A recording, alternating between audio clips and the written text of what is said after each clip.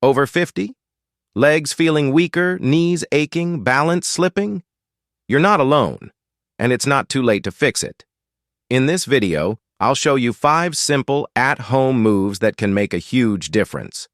These exercises have helped countless people regain strength, improve stability, and feel more confident, whether you're moving around the house or out enjoying life.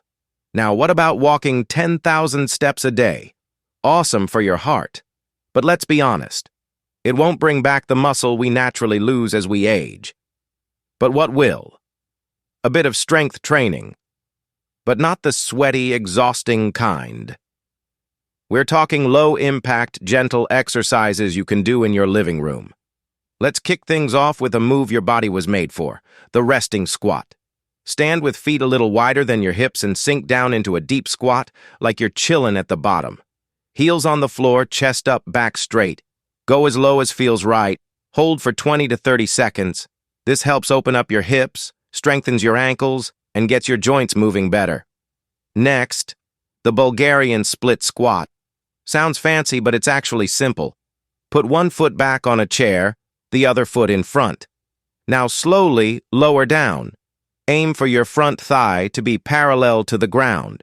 Keep your front knee above your foot, not past it. This exercise builds single leg strength and takes pressure off your knees over time. Try 5 to 10 reps on each side. Now for a favorite, the glute bridge. Lie down, knees bent, feet flat.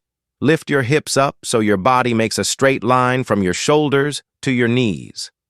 Hold at the top for 20 seconds, then lower slowly.